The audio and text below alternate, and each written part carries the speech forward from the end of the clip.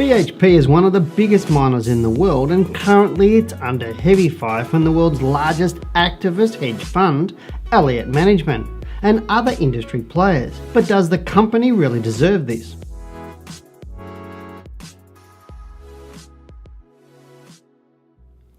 Hello and welcome to this week's Australian Share Market Report. I'm Gillham, the Chief Analyst here at Wealth Within. This week I'll be discussing BHP, and then I'll dive into the All Ordinaries Index and the Australian dollar. It appears that BHP Billiton is taking the criticism on the chin following a very public beating from corporate activist Elliott Management and a few other industry players. For those of you who are out of the loop and unfamiliar with what's been happening with BHP, Elliott Management has been pressuring BHP to remove its dual listing structure, as it is listed here in Australia and in the US and the UK. Elliott Management believes that by reorganising as a single company in Australia, it would add more than $22 billion in value to its shareholders. BHP Chief Executive Holder Andrew Mackenzie said in October the cost of ditching the dual listing would exceed the potential benefits. The BHP board have managed to navigate the boom-bust mining cycle and have delivered a multi-billion-dollar profit again.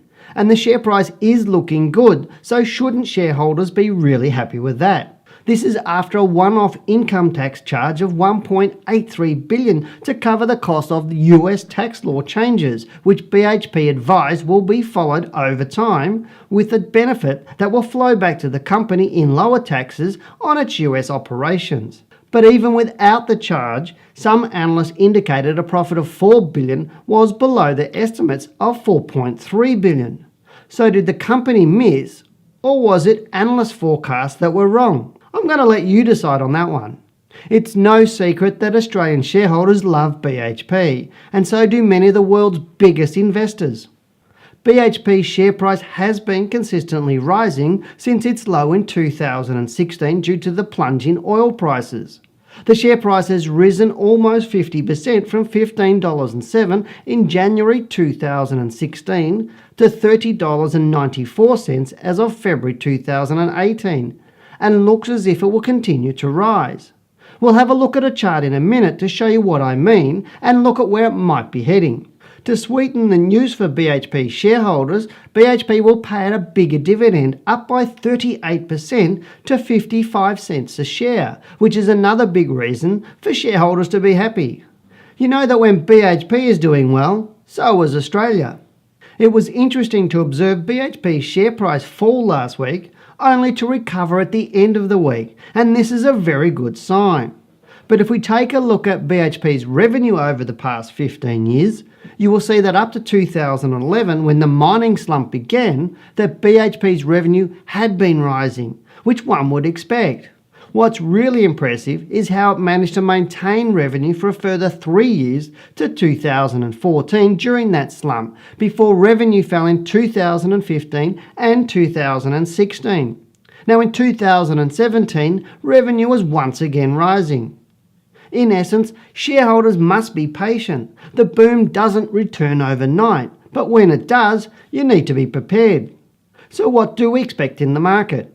The Australian share market rose to approximately 6,100 points this week. Now historically, this indicates a rebound, and that typically follows a swift dip in global markets, referring to the sell-off in February.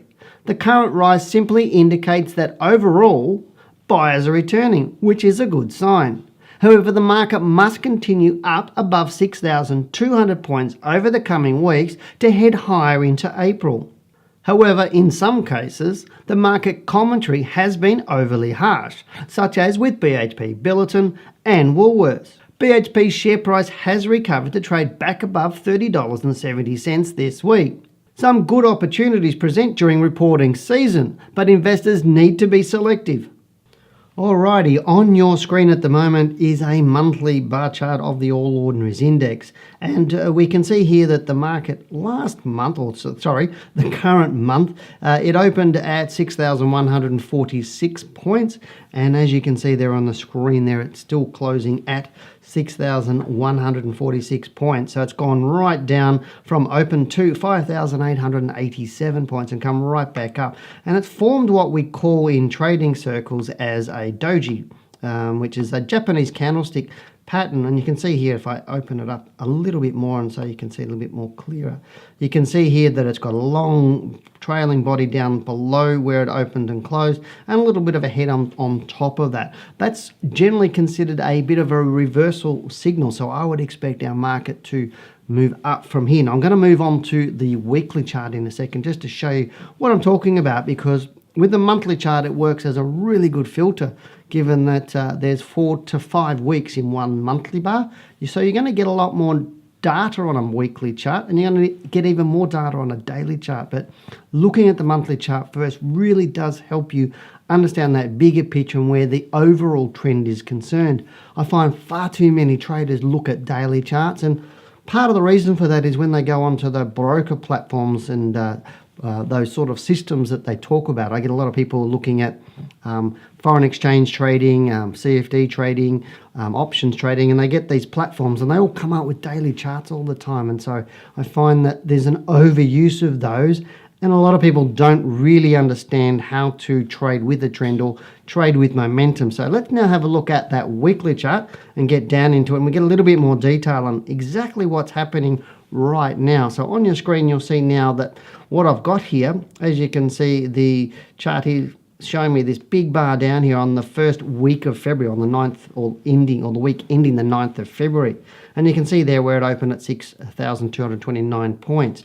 Big move down, 342 point range in there, but we've moved all the way back up again. And so currently we're seeing here we've had 3 weeks where the market's closed higher. So what I'm suggesting now is the market should continue to trade higher. I think it should continue to trade higher through to sort of mid to the end of March, and I'm also expecting it to break through this previous high of 6,256 points.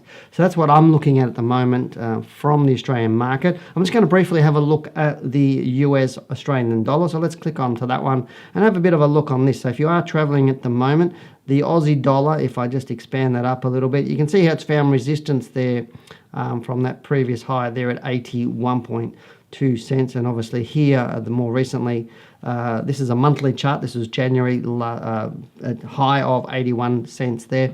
Currently here in February, we're closing down now at around 78 cents. So it's been a little bit bearish this month.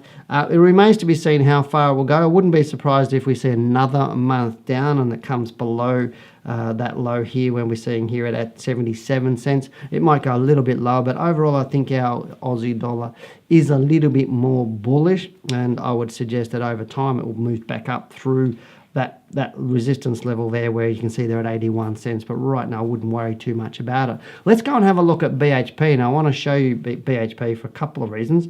Obviously, it is a really, really good stock. So looking at your screen right now, you'll see that I've got a monthly bar chart on the left of the screen and a weekly bar chart on the right of the screen. So looking at this, you can see how volatile it is. I'm just going to bring up the monthly chart of BHP, and you can see here how its all-time high was way back in May 2008.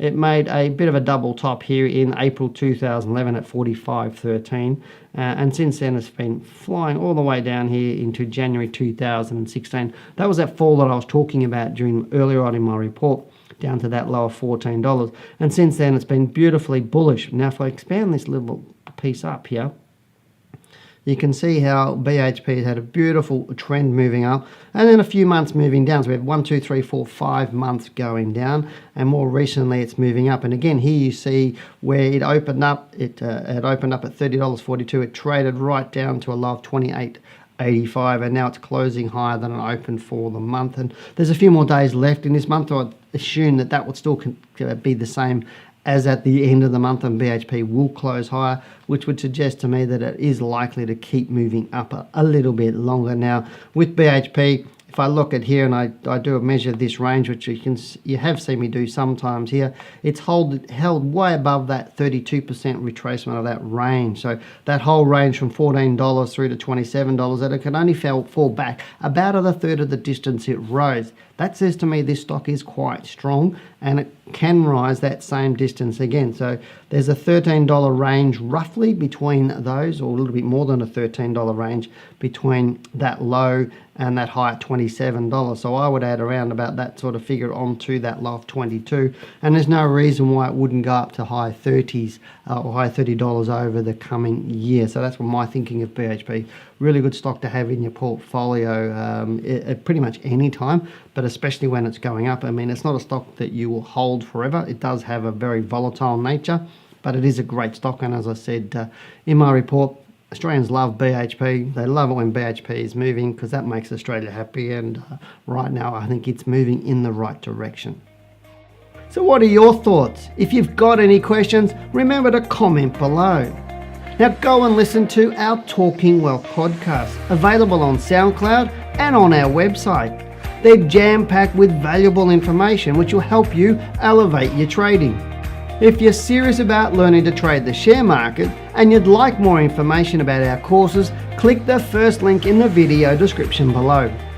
Thank you very much for watching this video. If you've liked the video, subscribe to keep up to date. I'm Dale Gillham, the Chief Analyst at Wealth Within. Goodbye, good luck and good trading.